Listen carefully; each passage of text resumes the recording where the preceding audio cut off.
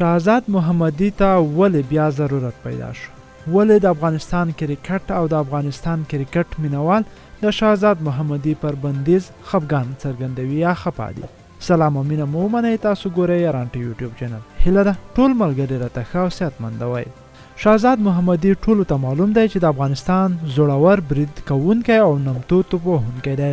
نوموړي په اوپننګ کې ډېر وخت غوره کرکټ لوبه کړې ده او د افغانستان لپاره یې ډېر ښه اوپننګ نندارې ته وړاندې کړی دی. خو پر روانو دوو جامونو اسیا شلوري جام او نړیوال شلوري جام کې افغان لوبډله ښه اوپننګ ته اړتیا لري او د دې چارې لپاره شهزاد وړ توپ وهونکی دی. دا منو چې زازای اوپنر دی، دا منو چې عثمان غني اوپنر دی او دا هم منو چې ګوربز اوپنر دی.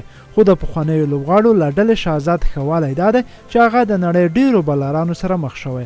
ډېر بالران هم په رسمي او هم په سوداګریزو لیګونو کې ټکولي دي. د اوپننګ زړورتیا یې شته. د بنګلادیش، سریلانکا، پاکستان، هندوستان او د سیي لوبډلو بالران ټکوي.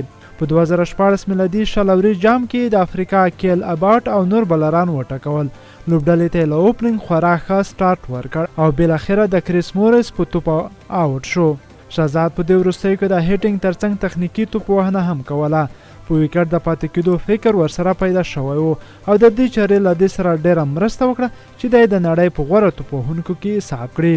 شهزاد محمدي د 2019 میلادي کال تر لومړیو پورې په شلوریزو لوبو کې د 10 غوره توپ وهونکو په قطار کې و او حتی تر ویرات کوهلي هم مخکې و. نسبت شهزاد محمدي ته رحمان الله ګوربز، عثمان غني او زازای ښې ونه ځلیږي او د استرالیا پیچونه بیا تر اسیي ویشتنځایونو تیز دي. اوسني ځوان لوبغاړي له استرالیا پیچونو سره ډېره بلدتیا نه لري او ښایي چې اوپننګ کې د بشپړ غړیتوب لرونکو توپ واچوونکو لخوا ستونزو سره مخ شي.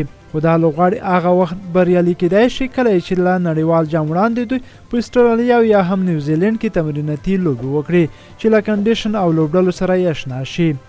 خو شهزاد محمدي بیا دا وړتیا لري چې په چټکو ویشتنځایونو ښه توپ وهنه وکړي او د اوپننګ له برخې افغان لوبډلې ته ښه سټارټ ورکړي. اوس موږ له شهزاد بل ښه اوپنر نه لرو. که شهزاد په اسیا جام کې وي نو افغان لوبډله تر یوه ځایه رسولی شي. له تاسو نظر اخلو چې شهزاد لوبول پر روانو دوو جامونو کې مثبت دی که منفي؟ تر هغې چې اسیا جام پیلېږي باید شهزاد خپل فټنس او روغتیا ډډمنه کړي. شاوخوا 8 میاشتې وروسته اسیا جام د پاکستان په کوربتوب ترسره کیږي چې تر هغه وخته پورې د شهزاد محمدي بندیز پای ته رسیږي او بیرته لوبډلې ته راستنېدای شي. نړیوال شلوري جام کبو 9 میاشتې وروسته په نومبر استرالیا کې ترسره کیږي.